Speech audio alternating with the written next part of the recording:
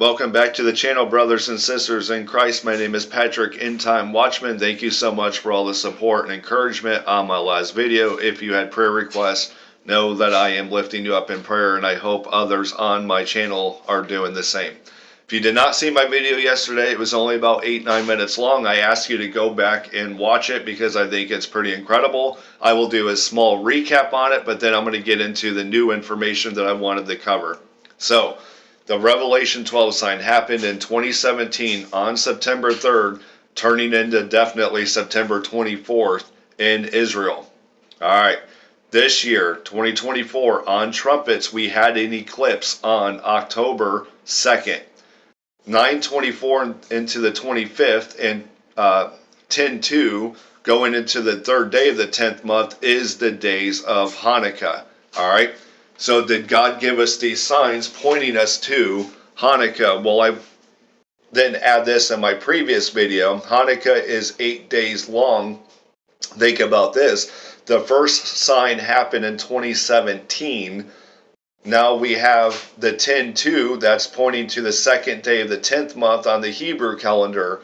That is after January 1st. So that will be going into 2025. So that would be not a full 8 years, but we're going into the 8th year on the 8th day of Hanukkah. So I thought that was pretty cool the way that God did that.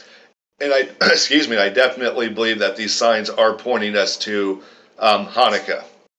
All right, like I said, I was going to do a brief recap on that. Let's go to screenshots here. This is Amos 9:15. And I will plant them upon their land, and they shall no more be pulled up out of their land which I have given them, saith the Lord thy God. That happened, once again, on May 14th, 1948.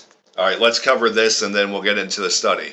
I love this. Psalms 103, verse 12.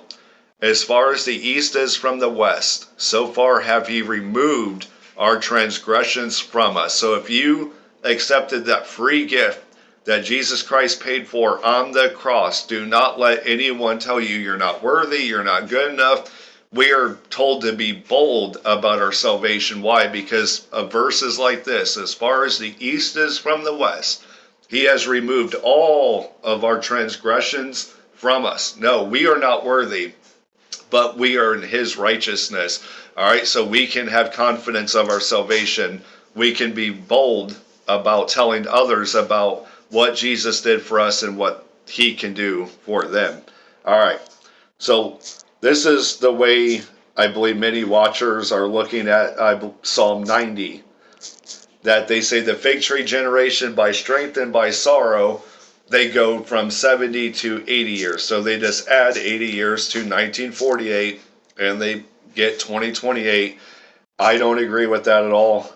Nothing, for one, in watching, having done this for almost 2 years, is that easy.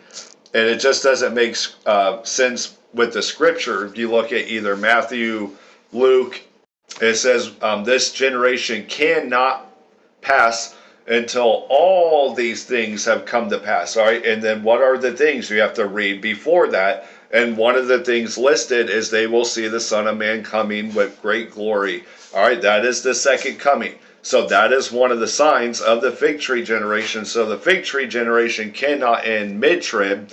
It has to end at the end of the tribulation. All right. So I'm not just adding 80 years to 1948 and saying, yep, it's got to end in 2028. I'm sorry, I don't agree with it at all. It doesn't make any sense, and if it's that easy, then red flags should come up. All right, so let's go to, where's my verses here? All right, here we go. Leviticus 19:23, and I just read to you that God said, I'm going to plant them in their land. So think of them, and they're referred to as trees, okay, the fig tree. And when you shall come into the land, and shall have planted all manner of trees for food, then you shall count the fruit thereof as uncircumcised. 3 years shall it be uncircumcised unto you. It shall not be eaten of. But in the 4th year, all the fruit thereof shall be holy to the praise of the Lord withal.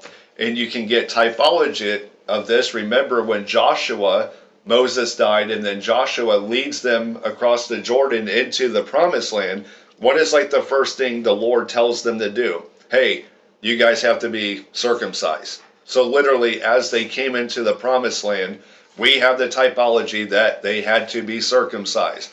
Now the fourth year, when did Solomon build his temple? It was the fourth year of his reign. So it's kind of mentioned and alluded to all throughout the Bible. Okay, it's not plain like all other things that while we're watching, you have to look at it in typology. All right, so the fourth year. So what would that look like? So 1948 to 2025, which would be right at the end of Hanukkah, January 2nd, January 3rd, they would be 77 years uncircumcised. Technically, that won't happen to be Shevet, but I don't believe we will be there for that. I believe that could possibly be the start of the tribulation, or at least the rapture would have occurred by that date, okay? Because once Israel turned 77, they're in their last 7 years, okay? And I want to show you that. So 1948 to 2025, let's call it on the New Year for trees, or to be Shevet, they will be 77 years but uncircumcised.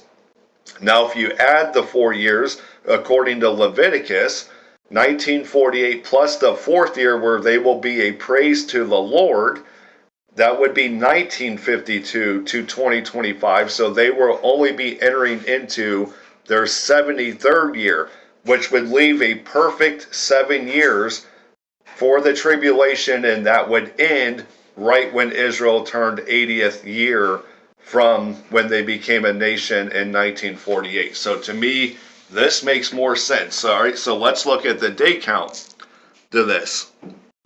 Let's go here. So Israel became a nation in May 14th, 1948.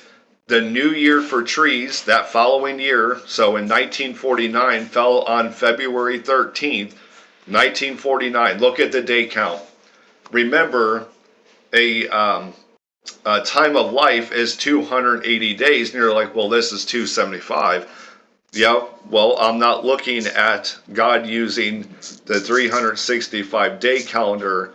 He's using the 360-day prophecy calendar. So those 5 days, right on to be Shevet, they would be 280th day from becoming a nation. So the perfect New Year for trees fell on their 280th day. So that's not a coincidence, in my opinion. I think the Lord was showing us that is how we need to look at this fig tree generation. All right, so the way that it works is if a tree is planted even 1 day before to be Shevet, they are considered 2 years old. So Israel was planted in 1948. So even though it was only 9 months later, they are technically 2 years old in 1949. So it kind of catches them back up with the calendar, if that makes sense.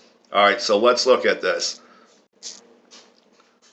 Let's look at this. So 77 is what they're going to be in 2025, and I believe to be Shevet is on February 13th again this year coming up. So right around the exact same time it was in 1949. All right. So we're looking at the 360-day prophecy calendar.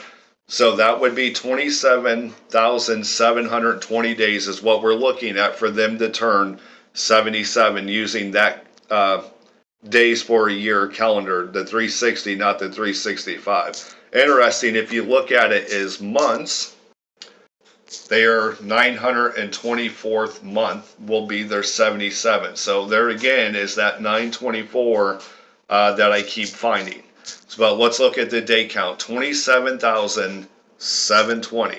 All right, so let's go here. So from February 13th, 1949, going 27,720 days takes you right to January 4th, 2025, and I believe it would be January 3rd. Here where I live, we're obviously the time difference and time zones. So January 3rd for me, January 4th for Israel. Pretty incredible. That is right at the end of Hanukkah.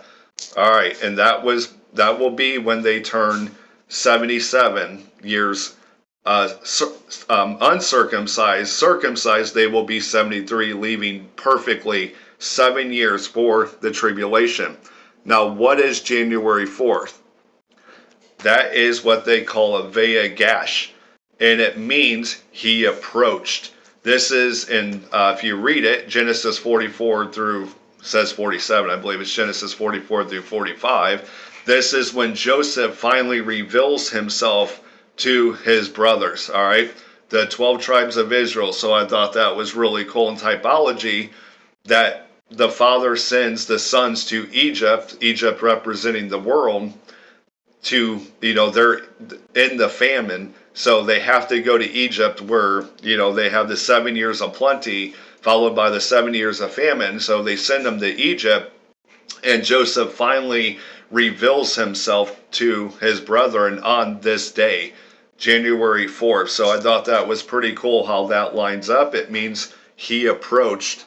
And I believe I have, yeah, it's right here. It's Strong's 5066, and it's called Nagash. It means to draw near, approach. This is neat right here. To lie with a woman, but also as an enemy, to attack, to worship, to present, to stand back. All right, so pretty cool.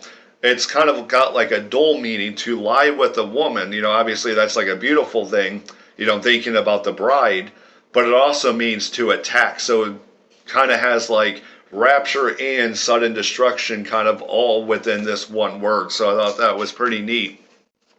So definitely looking at the end of Hanukkah, Israel turned 77, uncircumcised 73, and I got that there. Let's go there. Once again, 77 uncircumcised, but if you go from them being in their 4th year, that would be 1952 to 2025. They will just be turning 73, leaving a perfect 7 years for their 80th year. Fig tree generation ends at the end of the tribulation, not mid-trib.